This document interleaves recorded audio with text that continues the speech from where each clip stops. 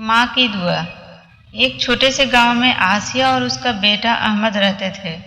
आसिया एक मेहनतकश औरत थी जो रोजाना खेतों में काम करती और अपने बेटे को अच्छी तालीम देने का ख्वाब देखती थी। अहमद उसके लिए सब कुछ था और उसकी दुनिया उसके बेटे की खुशियों के गिर्द घूमती थी। अहमद जवान हो गया और शहर की एक बड़ी यूनिवर्सिटी में दाखिला हासिल किया। वह अपनी मेहनत और जहानत से अपने ख्वाब को पूरा करने के लिए पुरअज़्म था। उसने अपने वालिदैन का नाम रोशन करने का अहद कर रखा था।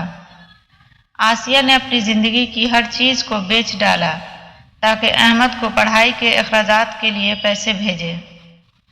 जब अहमद शहर गया तो वह नई दुनिया में कुछ खो सा गया। शहर की चमक दमक और नए दोस्तों के साथ वह अपनी असल मकसद से भटकने लगा। वह अपनी तालीम से गाफिल होने लगा और अपनी माँ के पैगामात को नज़रअंदाज करने लगा। एक दिन आसिया को खबर मिली कि अहमद ने अपनी पढ़ाई छोड़ दी है और वह शहर में किसी होटल में काम कर रहा है। उसके दिल को शदीद सदमा पहुंचा, मगर उसने हार नहीं मानी। उसने अपने बेटे के लिए दुआ की और अल्लाह से इल्तिजा की कि उसे सीधे रास्ते पर वापस लाए। एक रात अहमद को ख्वाब में अपनी माँ की दुआ सुनाई दी। उसने अपने ख्वाब में अपनी माँ को देखा जो आंखों में आंसू लिए उसके लिए दुआ कर रही थी। अहमद को अपनी माँ की कुर्बानियाँ याद आईं और वह शर्मिंदा हुआ कि उसने अपनी माँ की मोहब्बत और दुआओं को किस तरह नज़रअंदाज किया।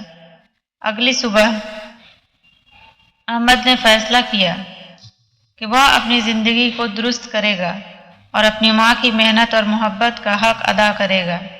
उसने दोबारा तालीम शुरू की और भरपूर मेहनत के साथ अपनी मंजिल की तरफ बढ़ने लगा।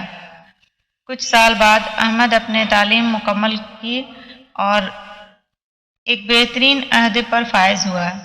जब वह वापस अपने गांव आया और अपनी माँ को गले लगाया तो आसिया की आंखों में खुशी के आंसू थे। वह जानती थी कि ये सब उसकी दुआओं का नतीजा है। इस कहानी में हमें ये सबक मिलता है कि माँ की दुआ में बहुत ताकत होती है।